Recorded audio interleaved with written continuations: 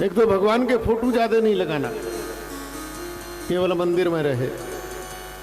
सारे घर में लगा दिए, कहीं धूल खा रहे हैं, कहीं मकड़ी के जाले खा रहे हैं, कहीं फट गया है, कुछ हो गया है, और हम बड़े भगत बन रहे हैं। भगवान की दुर्दशा कर रखी, परमात्मा की हमने दुर्दशा कर रखी।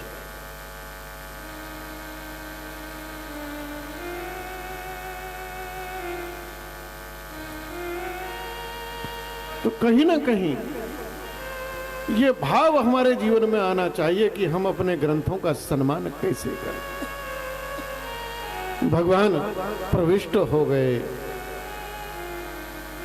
और उधर जाते जाते भगवान ने, देखो श्री सुखदेव जी कहते हैं, राजन भगवान जब इस धराधाम से जाने लगे तो किसी को याद नहीं किया, यशोदा को भी नहीं किया, गोपांगनाओं को भी नहीं किया, अर्जुन को भी याद नहीं किया। भगवान ने श्री विदुर जी को याद किया है।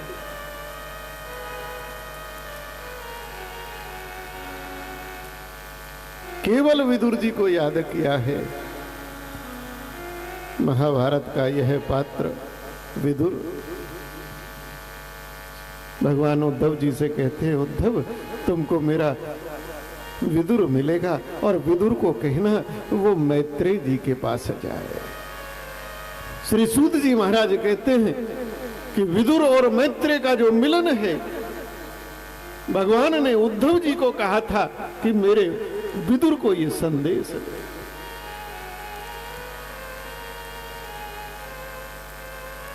श्री उद्धव जी मैत्रेय विदुर जी के पास आए हैं। विदुर जी को देखते ही उद्धव जी के नेत्र छलछलाए। धन्य है विदुर, आप जैसा कोई नहीं। अंतिम समय परमात्मा ने जिसका स्मरण किया हो,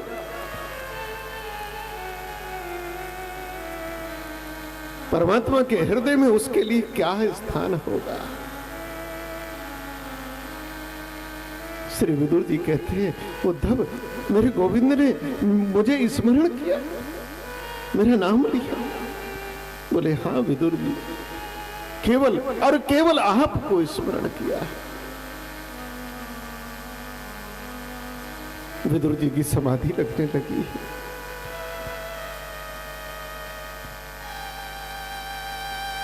भगवान की एक एक लीला विदुर के मन मस्तिष्क में गूंजने लगी है।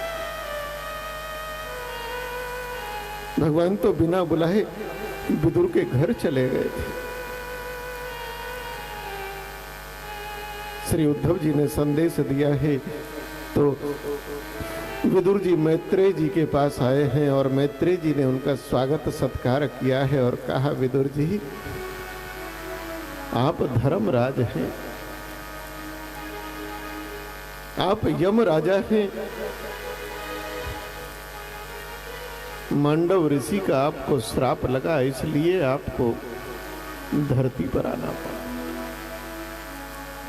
एक बार कुछ चोरों ने चोरी की, राजा के सैनिक पीछे थे, उन्होंने मांडव ऋषि की कुटिया में धन रख दिया। मांडव ऋषि ध्यान में बैठे थे। सैनिकों ने आकर मांडव को पकड़ लिया क्योंकि माल बरामद हुआ। माल बरामद हुआ और राजा ने कहा भाई दंड तो दिया जाएगा। मांडव ऋषि को सूली पर बैठा दिया। वह सूली मांडव ऋषि के शरीर में जरा सी प्रवेश की, लेकिन आर पार नहीं गई और कई दिन तक वैसे ही रुका रहा। मांडव ऋषि ध्यानस्थ बैठे रहे। सैनिकों ने जाकर राजा को बताया तो राजा को बड़ा पश्चाताप हुआ कि हमने किसी सिद्ध संत को गलत किया, सूली से उतारा है, क्षमा मांगी है, चरणों में गिर गए हैं। देखो भाई, सबूतों के आधार पे न्याय नहीं हो सकता। पिछले दिनों एक वकील साहब हमसे चर्चा कर रहे थे बड़ोदरा में। वो न्याय व्यवस्था के ऊपर शोध कर रहे हैं। हमने कहा कि केवल सबूतों के आधार पर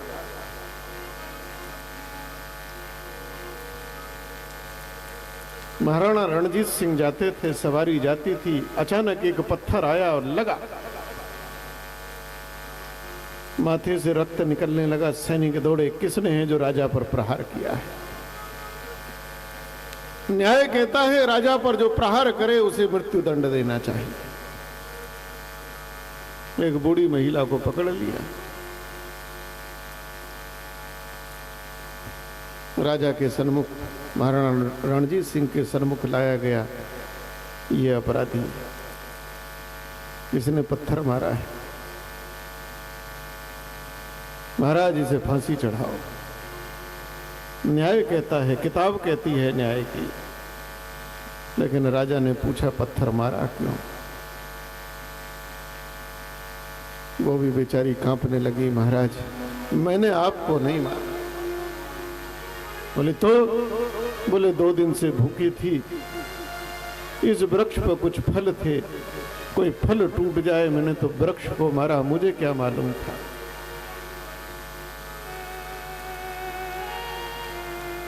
महाराणा रणजीत सिंह न्याय दिए कि जीवन पर्यंत राजकोष से इस बूढ़ी मां की सेवा हो।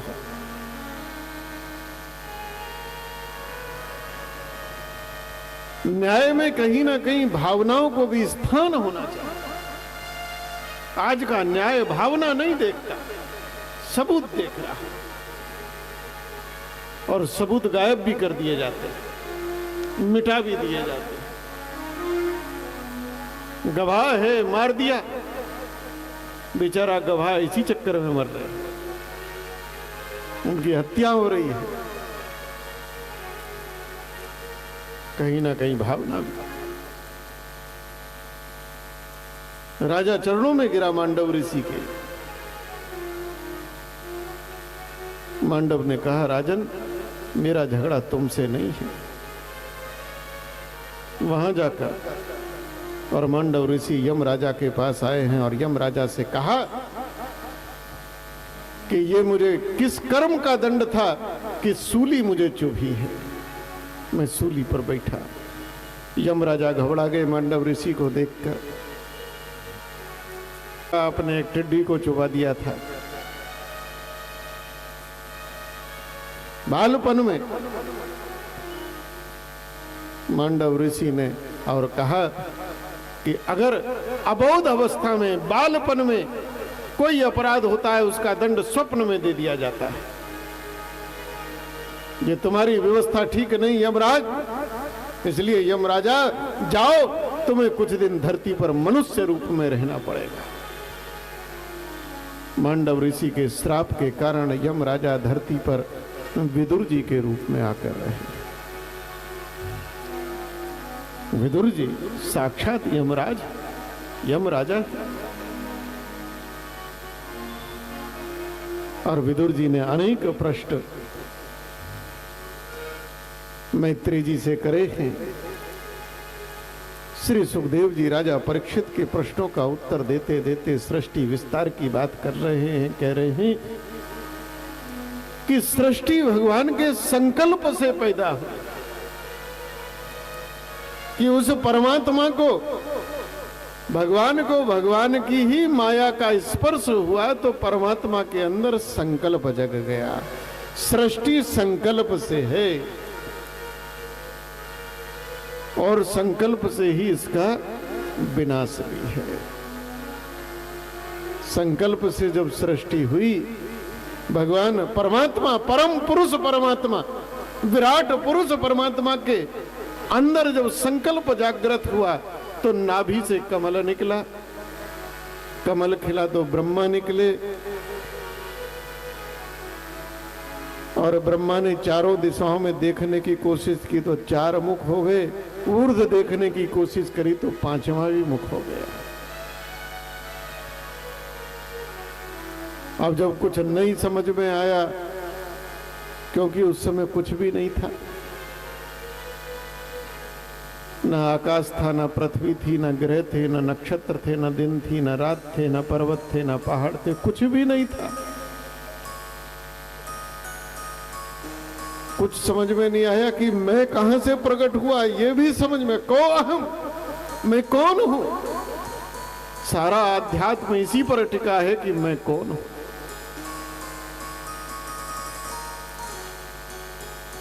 अरे भाई, मैं कहां से आता हूं, खाता पीता हूं, चलता फिरता हूं और एक दिन कहां चला जाता हूं। को अहम, शरीर तो मैं नहीं हूं, शरीर तो यहीं रह जाता। जब ब्रह्मा जी को कुछ नहीं सूझा तो बताते हैं कि ब्रह्मा जी को आवाज सुनाई दी। ब्रह्मा जी को वाणी सुनाई दी है और उस वाणी में जो हमारी अक्षर हैं, का से लेकर हा तक, ये अक्षर ब्रह्म है, ब्रह्म के स्वरूप हैं। और उस वाणी में आया कि तुम क्या करो, तो 16वां और 21वां, यह जो अक्षर हैं ये करो। तो 16वां अक्षर ता है और 21वां पा है। तो ब्रह्मा जी को ब्रह्म की आज्ञा हुई कि तप करो, और श्री ब्रह्मा जी ने तप किया। और जब तप का तेज हो गया तो फिर ब्रह्मा जी ने अनेक प्रकार की सृष्टियों का निर्माण किया है।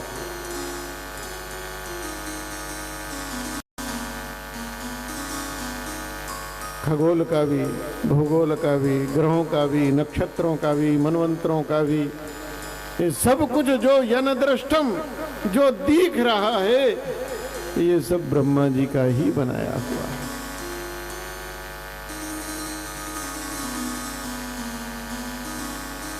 उसके बाद ये सब कुछ बनाने के बाद फिर ब्रह्मा जी ने मन की और संकल्प से, मन के संकल्प शक्ति से 4 पुत्रों को जन्म दिया। जब सनकादिक ऋषि कहलाए और उनको कहा सृष्टि विस्तार में हमारी मदद करो, चारों ने मना कर दिया। चारों ने पूछा कि आपको किसने पैदा किया? बोले हमको ब्रह्म ने पैदा किया। बोले ब्रह्म को किसने उत्पन्न करा? बोले हमको मालूम नहीं है।